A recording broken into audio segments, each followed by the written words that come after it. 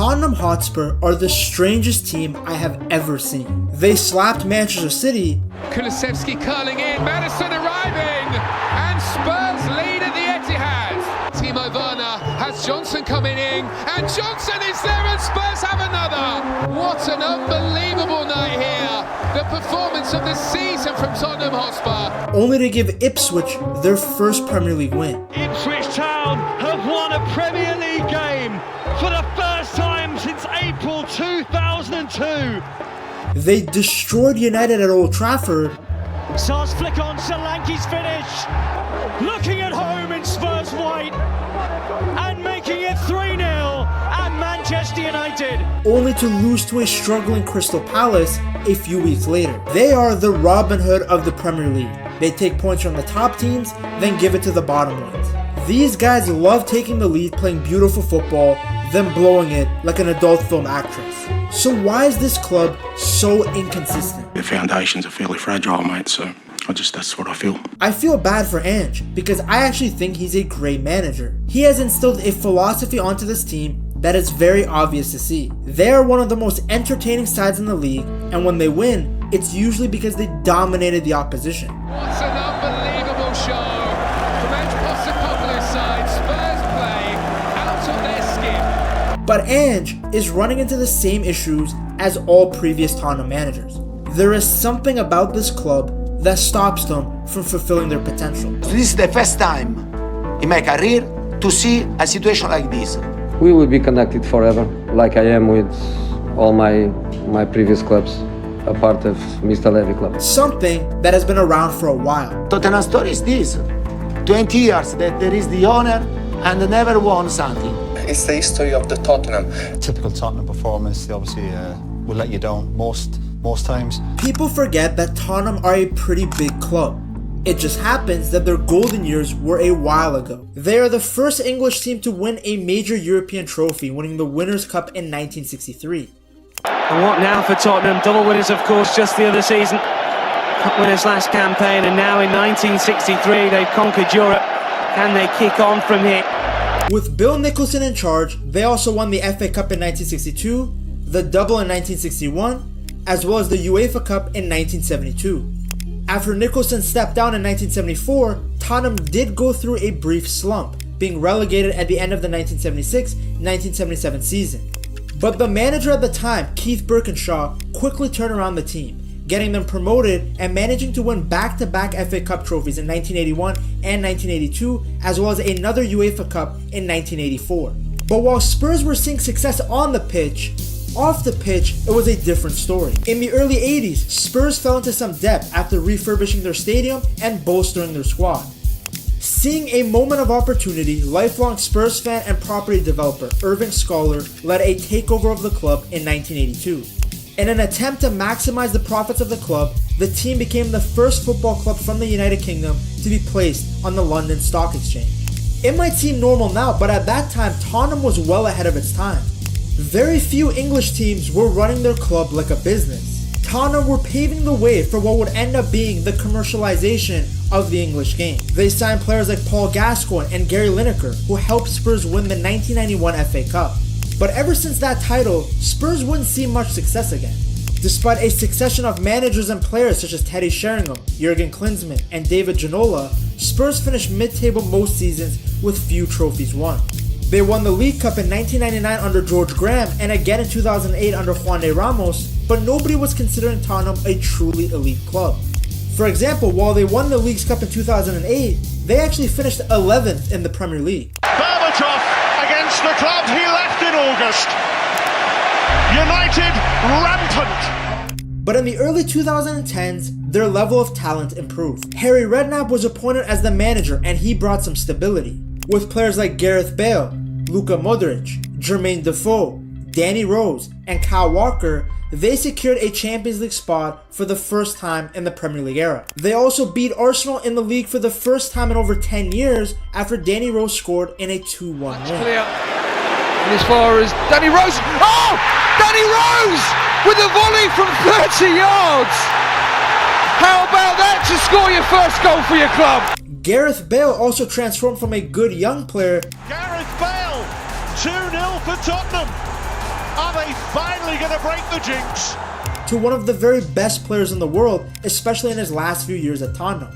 His speed, strength, skills, we still haven't seen someone with that combination of abilities in the Premier League. Real Madrid literally thought he was Ronaldo's regen, just left-footed.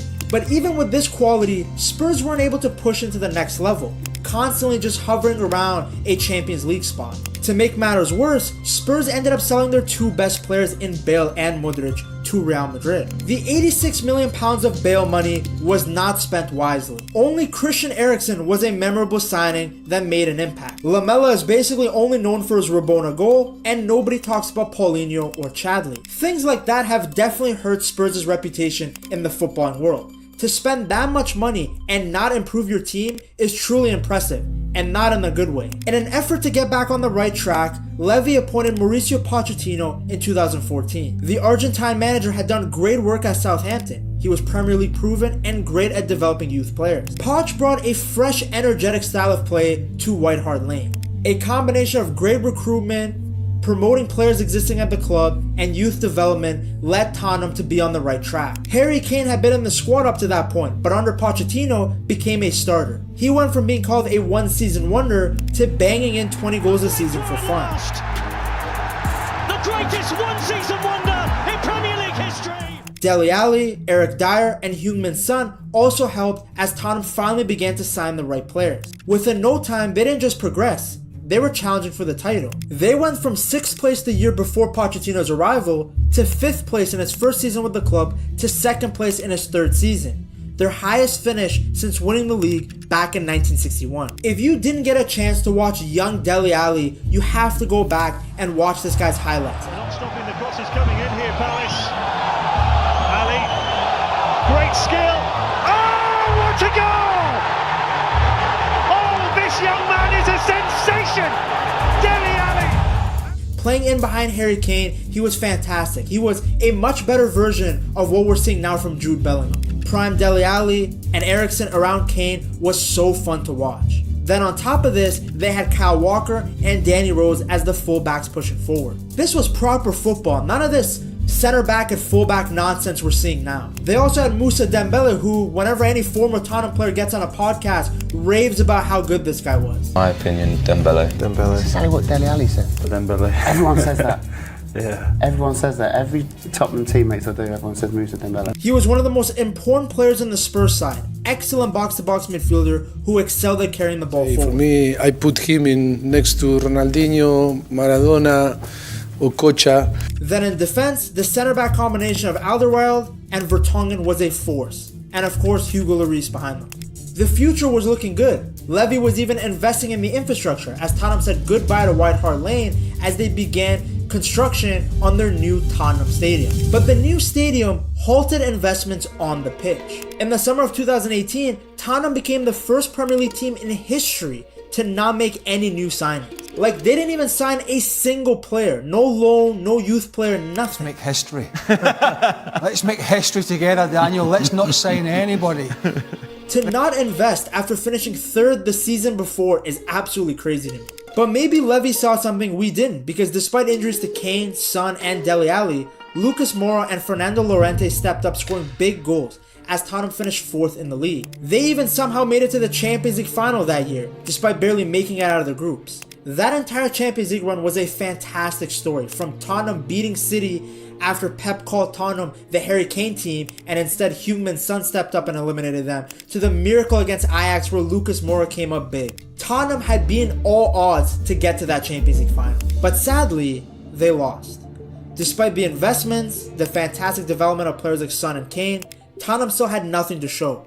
They had done well in the sense that they had established themselves as a club that could regularly get Champions League football, but they had no silverware. There was still some optimism around the club. I mean, after all, after spending no money and having injuries to their key players, they had somehow finished 4th and gone to the final of the Champions League. The next summer, Levy learned from his mistakes, and they broke the bank, signing Ndombele for a record fee along with Ryan Sessegnon and Lo Celso. But 12 games in, they sacked Pochettino after a rough start. On top of this, Ndombele was a massive flop. He had moments where he looked great, but for a record-breaking fee, you expected way more. With Poch gone, Levy went for Mourinho, which just seemed like an odd choice. You have an owner with a no-nonsense mentality who is very frugal when it comes to spending, hiring a manager who in all the clubs he's been at, it's a win-now mentality. Should come as no surprise that the Portuguese didn't last long. He was fired before the FA Cup, which honestly reinforced the stereotype that Tottenham doesn't have a winning mentality. Tottenham fans, don't get me wrong,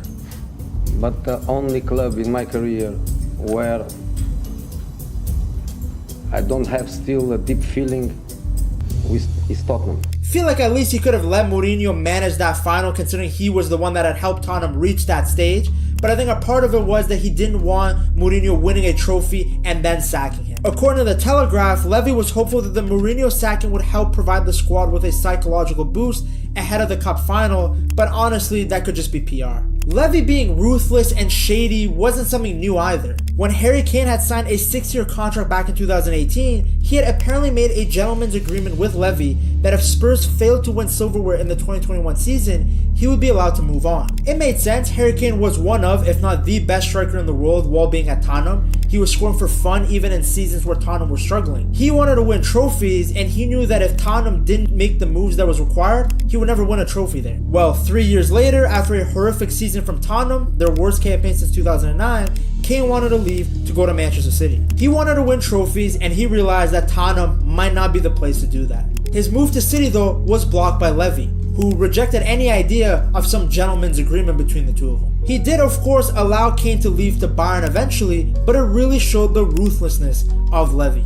On top of being ruthless, Levy is also smart. He learned from his mistakes, and that was evident when he put an end to the managerial carousel and picked up Ange Postecoglou. The Australian was a highly touted manager after his time with Celtic, and immediately showed why that was the case, receiving the Manager of the Month award for August. In September of 2024, he became the first Tottenham manager to earn points from Arsenal away since Poch did it 4 years prior. He also got Spurs' first victory over Liverpool in 5 years after a 2-1 win at home. He won the Manager of the Month again for September and October. Tottenham Hotspur Football Club wondering if this 23-24 campaign is going to be their year. Not only were Tottenham winning, but they were playing some of the most entertaining football in the league. It was a brilliant change of scenery for Tottenham fans who the previous season had to watch Conte's negative football and then watch the Italian trash the club in every post-match press conference. They lost confidence, they lost spirit, they lost to be a team. If it wasn't for a second half collapse in the Premier League, Ange and Tottenham would have gone Champions League football. But now with a season under his belt, Ange will be more comfortable with the team. Heung-min Son, Kulusevski, James Maddison, the Australian has gotten the best out of all of them. Even Richarlison was scoring goals before his injury. Udogie and Pedro Porro look like two of the best fullbacks in the league. Vicario looked like Buffon, and Bissouma was bossing the midfield. The difference was night and day between Conte and Ange's philosophies. Levy being frugal in previous years means that he's ready to spend big now. Archie Gray, Dominic Solanke, Lucas Bergvall, Levy is going to back Ange to see what this Tottenham team can achieve. They are a big club in London with a state-of-the-art stadium and a good manager with some class players. If they continue doing the right things, silverware should come soon. If Tottenham end up winning a trophy before Harry Kane wins one at Bayern, then I'll truly know that the Englishman is cursed. To see what a prime Harry Kane looked like for Tottenham, what he was doing on a week-by-week basis, you have to check out this video right here.